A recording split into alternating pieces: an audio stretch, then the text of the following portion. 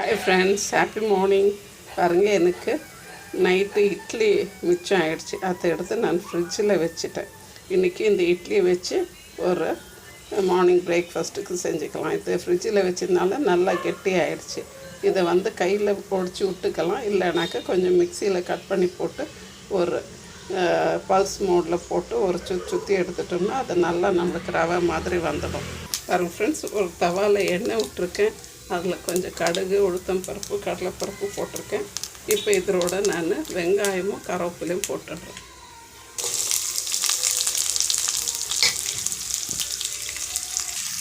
Friends, நம்மளுடைய அந்த இட்லி நல்லா மிக்சியில் போட்டு எடுத்ததுனால கொஞ்சம் நல்லா உதிரியாக ரவ்வா பதத்துக்கு வந்துருக்கு. அருமையாக இருக்குது. அது இதுக்கு நல்லெண்ணெய் தான் விட்டுருக்கேன்.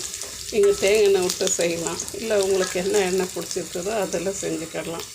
கொஞ்சம் மிளகாத்தூள் சேர்த்துக்கிறேன். நம்ம காரத்துக்கு ஏற்றாப்புல பச்சை மிளகா போடல, குழந்தைங்களுக்கு கொடுக்கறதுனால கொஞ்சம் மஞ்சத்தூள் சேர்த்துக்கிறேன்.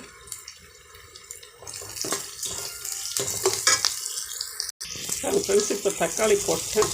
இதோட உப்பு சேர்த்துக்கலாம்.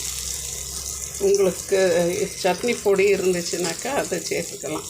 தோசை பொடி, சட்னி பொடி, எள்ளு பொடி, இல்லை எந்த பொடினாலும் சேர்த்துக்கலாம். கொஞ்சம் அந்த வாசமாக இதெல்லாம் நல்லாயிருக்கும். நான் கொஞ்சம் எள்ளு பொடி சேர்க்குறேன். பாருங்கள், சும்மா ஒரு சின்ன ஸ்பூனுக்கு ஒரு ஸ்பூன் எள்ளு பொடி, அது ஒரு வாசமாக இருக்கணுன்னு சேர்த்துருக்கேன்.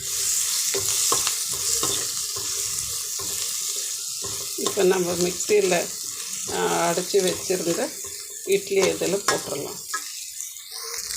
ஃப்ரெண்ட்ஸ், இப்போ அந்த இட்லியை போட்டாச்சு. அது ரொம்ப அருமையாக வந்துருக்குது. ஃப்ரிட்ஜில் வச்சு எடுத்ததுனால நெக்ஸ்ட்டு அந்த மிக்சியில் போட்டு இது பண்ணதுனால ரொம்ப ரவையாக அருமையாக வந்துருக்குது.